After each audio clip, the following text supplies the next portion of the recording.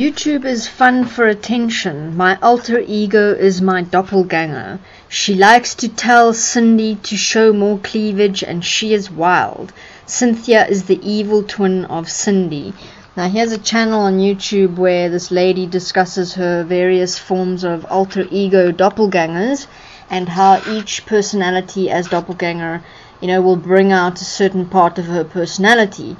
Now, what is interesting about the acceptance of, and if you look at how people are communicating here and having discussions in the comments section on their various types of personalities that come out as doppelgangers, is that again this has become an accepted form of people accepting and allowing themselves to not take self-responsibility for the mind as the different personalities that come out, and the things that you think and participate in whilst you are allowing this doppelganger personality to surface. So one moment you will have this person who will feel the doppelganger personality that comes up of the slutty one that likes to show her cleavage, and there in the mind of the being, in the back of the mind of the being, the backchat thought comes up of, ooh, I want you to show your cleavage. I want people to look at your cleavage. And immediately what happens inside the mind of the being who is allowing this and has already accepted and programmed this point into themselves of acceptance is that they will step back into themselves from the perspective of already having made the decision that they actually judge those parts of themselves and cannot actually just openly communicate about it and integrate that point as themselves and walk the point and say, okay, look, this is me, this is what I do, I like showing people my cleavage. You'll find that this is somebody who grew up being told it's bad to show your cleavage, or it's bad to swear, or it's bad to get aggressive with people, and now you've got what happens, like similar in the case of split personalities, is that the person has now created alter egos and doppelganger personalities that they can take on. And in any moment, like a point of a mind possession, this backchat thought comes up inside of the person and will present itself as, oh, here I am, I want to express myself. And then next thing, the woman will go into this personality and allow herself to become this doppelganger. And say, for example, the one that likes to show cleavage, and then all of a sudden start unbuttoning her shirt, or she'll put on a specific outfit which for that day will allow her cleavage to show. And the being themselves as who they were growing up, having this judgment towards this particular aspect of themselves, they're the ones standing back inside of themselves into the mind going, okay, I'm now this doppelganger. Oh, this personality is here now, and oh well, she's here and she's expressing herself. So it's the point of completely giving away one's self-responsibility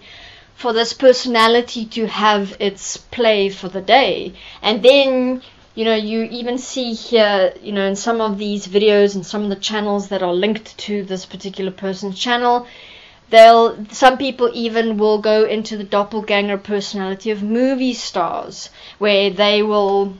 pretend they are some movie star and they will all of a sudden become more elegant and they will start speaking more like the person. They will feel like the person. So again, completely separating oneself from who you actually are and allowing oneself in the mind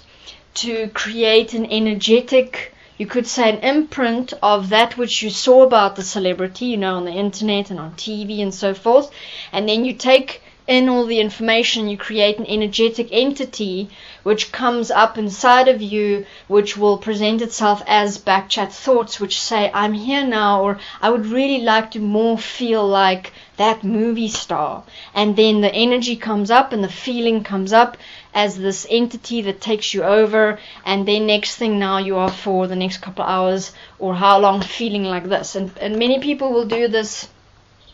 under the justification of things like anger, aggression. It wasn't me, I didn't do it. It was my personality that did it.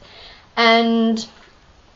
I did this myself for a very long time when I was into spirituality. I would allow some form of a healing and spiritual personality to take over, when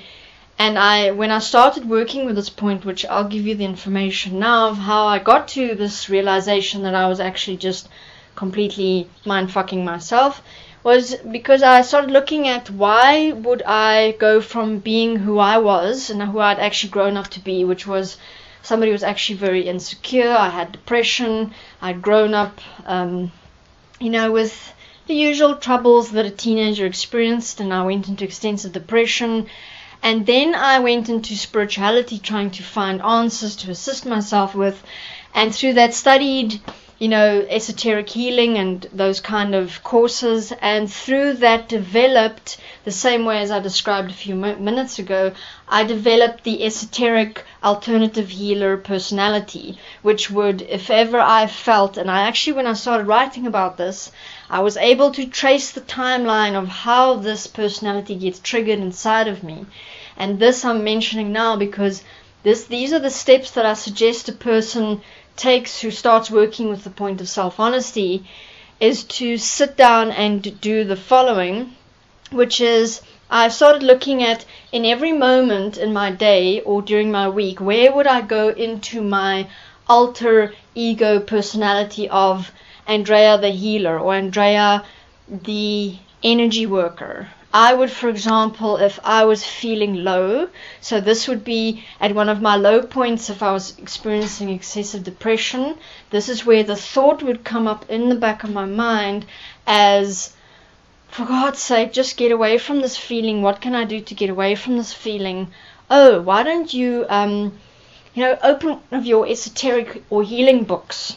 Why don't you speak to this person about, healing and about energy and about spirituality or Wicca or whatever it was. And I could actually feel the thought come up in my mind, and then this energy rise up my spine, and then I would almost like this energy would lift me up, and I would straighten my spine, and I would become the personality, which was a diversion and a coping mechanism to get away from who I actually was, as sadness, as depression, as anger. And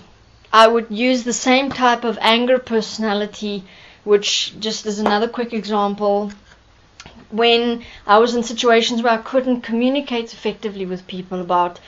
what I saw in every moment or what my perspective was on something, I would use the anger, almost like a demon. I would become really, really angry, and I would justify that in my mind as, this person already knows me as being quite tough, so here they're not listening to me, so let me go into my anger personality. So here I'm suggesting, we have the Demonology forum where you can come and write out, as I mentioned earlier, the timeline of where you go into your doppelganger ego personality, because this assists one to actually get to the core of where do I go into it,